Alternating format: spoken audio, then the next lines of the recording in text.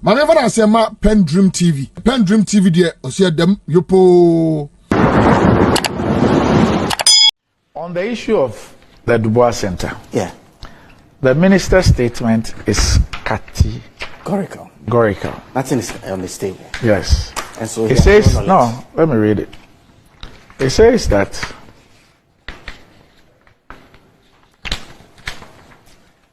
the land occupied by the Dubois Center was acquired in 1897. Title dated 20th December 1897 for government purposes. The site is currently being occupied by the Dubois Center, and the Lands Commission and Ministry of Lands and Natural Resources has no pending application for the grant of this parcel of land to any third party. For the avoidance of doubt, the land occupied by the Dubois Center, the subject matter of the Member of Parliament's allegations, has neither been sold nor leased to any private entity. From the foregoing, it is clear that the lands, the subject matter of the Member of Parliament's allegations, were not sold or leased under a current administration order. Now, in making the specific allegation of the Dubois Center, the Honourable Member of Parliament speaks to a document, an agreement, signed by two cabinet ministers, the foreign minister, and obviously the Dubois Center is under the foreign ministry, right? I'm not too sure. Dubois Center? I am not too sure. I think it's under the foreign ministry. I'm saying this because when I was in Parliament, I was a member of the Foreign Affairs Committee. There are some agencies like the Kofi Annan Center and the Accra International Conference Center, which were under the Ministry for Foreign Affairs. But I never heard of So there's an agreement that he speaks to, which he says that is signed by the Attorney General, a Minister for Justice, and then the Foreign Minister. That was what a Member of Parliament put out. I hope you understand what I'm saying. I do. The Member of Parliament even alludes to an invitation to the President to come and cut a sword, and a response by the President's office to that particular foundation. And in fact, he's released copies of the foundation, its setup, who the directors are, what they do, and all that.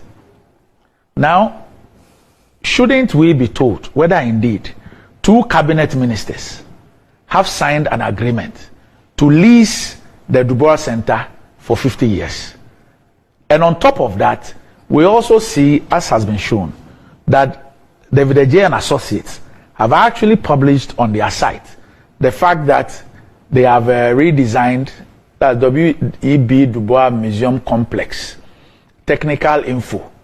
You will see those details where they now tell you that the memorial site and compound will function as a campus of remembrance, reflection, and learning that speaks to the life and legacy of Dubois and all that.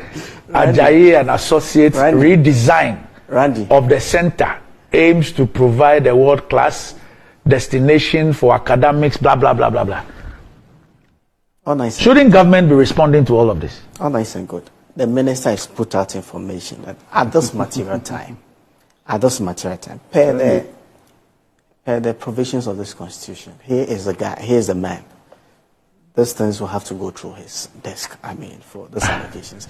And policy directions, the Lands Commission. And he is saying that at this material moment, there is nothing on his desk. Chief. So we should just... Was the minister responding to allegations against the government or against him and his ministry? You see? That's the point. I also go back to the constitution. In fact, he ends by saying that from the foregoing, it's clear that the lands, the subject matter of the Member of Parliament's allegations, were not sold and or leased under the current administration, and the allegations of state capture are therefore false. And explicitly, all the lands that the Honourable Member of Parliament, the wild land, the Honourable Member of Parliament, is saying that there's an agreement of a 50-year lease, which is signed for Dubois Center, which is signed by, he claims is signed by two cabinet ministers, that's Attorney General and the Minister of Foreign Affairs. So my point is that, what's government's response to it? David Ajay has told us that he's redesigned the place. My point is that Article 2582 gives the minister the right to give Lands Commission a policy direction. Per what the president, because in fact everything is vested in the president. And the minister is saying that per his press release yesterday, that this particular Dubois Center has not come to his desk. So for what the Honorable Member of Parliament is putting out, he's unable to react to it. Now that there's information contrary to it, let's give the minister the opportunity. No, this information, the MP made it available earlier. Oh, the MP had made it yes, earlier. yes. That I'm not privy to. That I'm not privy to. Okay. But the minister stated his stance. All right. Let us give him the opportunity based on the new information. This is the document. That's the document. Which of the documents is that? The Dubois one. That's the one scrolling there. The agreement, the lease agreement. Yes. Signed by the AG and the foreign minister. Yes, that's the agreement. But the lands minister. Tourism, Arts and Culture. I always thought it would be under Ministry of Tourism and Arts and Culture. Yeah. So the agreement is between the two of them. Randy, you see, no matter what you think or say about Samuel Okudzeto Ablakwa, you cannot dismiss his consistency and his diligence. He's a diligent, consistent member of Parliament. And he deserves tons and tons of commendation for the very difficult task that he has, taken up when it comes to holding government to account for the infractions that cost money, infractions that cost life, and indeed, infractions that threaten the very survival of our democracy. The very survival of our democracy. And so, it doesn't matter what you think of him or say about him. I think that we all must commend him for daring to stand up and to raise the very, very important questions of, accountability and use of public resources. Randy, I've gone through the minister's response. And having dealt with the minister on a number of issues as then deputy ranking member of the Lands and Forestry Committee. Now chairman. Oh, ranking. Now ranking, yes. I, Randy, think that the minister has two very critical problems in your engagements with him that will show. One, he considers every criticism of his ministry as a personal criticism, and so he responds with a partisan approach. Elijah, let's not get... Please, I beg you, when you were talking, I didn't interrupt you, so let's respect that. Right, I beg you. okay. Those are my views. That's fine. He considers every criticism of him and every criticism, he takes it personal, and he gives a partisan response. I'm saying that, clearly speaking, I think that this bias to consider every criticism as personal and then to respond in a partisan manner reflected in his responses. So he was trying to equate, to find equalization. And that has been his rhetoric. When you ask about accountability on how this government is dealing with lands, the rhetoric is always that, hey, if we go into it, your people will be embarrassed. So what? We are talking about the need for us to judiciously use the resources that are vested in the president by our constitution. It doesn't matter if it was wrong in the past. It must be condemned, it must be exposed and condemned, and it must be corrected. You cannot use past mistakes, if there are any, because I don't even believe there are any, to justify your current mistakes. Why then did you take over power? So you find the minister in the response attempting to say that some of the leases with the lands in question, started before this administration. And even that he gets it wrong.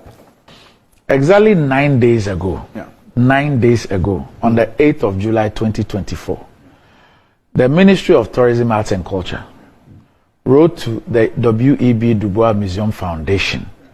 This letter was signed by John Yao Agbeko, Chief Director for Minister. Attention Executive Director Mr. Jafet Aiku says, following the successful execution of the agreement between the government of Ghana, represented by the Ministry of Tourism, Arts and Culture and the W.E.B. Dubois Museum Foundation, Ghana, the incorporation of the special purpose vehicle for the finance and management of the E.B. Du Bois Center in Accra and the partial fulfillment of the conditions precedent to effectiveness of the agreement, we wish to request the W.B. Du Bois Foundation Ghana to furnish the Ministry of Tourism, Arts and Culture with further documentation to facilitate our decision to timely hand over the assets to you. To timely hand over the asset to you. It would be appreciated if you could address the evidence of adequate funds to pay the salaries of the staff of MFGH. So MFGH will be what? Okay, that's the Museum Foundation Ghana, WB Museum Foundation, MFGH, for the construction period, as well as to undertake the refurbishment of the new entity as per the agreement, see clauses 417 and 7213. You are therefore kindly requested to show availability of funds in an account open in Ghana with an amount of $13 million, as provided by the agreement. You are also expected to submit to the Ministry of Tourism, Arts and Culture a performance bond issued by an internationally recognized bank in the amount of 15% of the total project cost, without which we are unable to hand over the site to you. Randy, you see, so let me conclude, so you can come in. Let me conclude. So then let me just read this. This is from the Office of the President. It's dated 6th of May 2024. It's signed by Nana Bedeto Asante, Secretary to the President, and it's to Mr. Daniel Rose, Chairman of the Board, WB Du Bois Museum Foundation, Accra. Request for President Nanado to cut sword on 27th August 2024. With reference to your correspondence dated 22nd April 2024, bearing on the above subject matter, I write to inform you that the President of the Republic will be available to participate in the sword cutting ceremony for the renovation of the Du Bois bungalow on Tuesday 27th August 2024. In the light of the above, it will be appreciated if a program outline of activities could be forwarded to the Office of the President for consideration. Please accept the President's best wishes. There was an operational working, the renovation of what? The bungalow. So Randy, renovation of bungalow. Yes. Randy. And is that same captured in the lease agreement signed by the Attorney General and the Foreign Minister? It's not a bungalow. Yeah, even you refer to, go and look at David Ajay's document. In fact, what sits there? What sits there? What sits on the land? Yeah. What is sitting on the land is a bungalow. It's a bungalow. Yes, it's a bungalow. It's referred to as a bungalow. And the reference from the Secretary of the President is to. I mean, I don't have the document. You have. So the President will go and commission the sword cutting of the renovation of a bungalow. Not essentially. It is about. So the it's point, about the a museum. It's new focus. David Ajay associates are telling us. And it's new focus. Please. It's the relevant and operative thing that we want to do. He knows what he's doing. He's deliberately trying to detract from the importance of this conversation. But it's new information that we are getting. I don't have access to that document. The minister must come again. His explanations do not, answer all the questions that have been asked and continue to be asked. In the case of the Du Bois, this thing like you have just said, I mean, you cannot tell us that it is vested in the president, and you are responsible for acting on behalf of the president. In fact, to go by that, what you're saying is that the ministers and public officials who are engaged in this are engaged in an illegality. And the president of the republic has agreed to go and cut the sword for an illegality. That is why I sought clarity. This state capture is nationwide. That is why I sought clarity. It's not just it's nationwide. Look, as we speak, like I was telling you about the pending question involving the sale of the timber market in Tamale. It is the same in Laura, in Upper West, in Upper East, across the country. That is why I sought clarity. I've just been told that the GS office in Laura that is what is going to happen. Is currently occupied by a politically exposed person. It has been hijacked. Oh. Yes, as we speak. Oh. The GS office in Laura, who is occupying it? You want us to start enumerating those things? Oh. I mean, that state capture that this government is engaged in has to be checked and stopped at all costs. All right, the minister is inconsistent. And for me, I welcome all those new information. And I'm hoping in the next couple of days, we'll get some more further and better particulars about some of these issues. Rather than it's quite a lot of information to digest and on live TV. So, Randy, I'll be happy that we get copies of those documents and we'll continue the discussions to actually know where the truth is. For me, having read the statement of the minister, I think it's been consistent with the provisions of the Constitution. All right. I'm in the PENDREAM TV. Now, so far so good. Say open online portal e wo Ghana. Nipa share, nipa follow, nipa comment here. To my best of knowledge, without any biases, PENDREAM TV.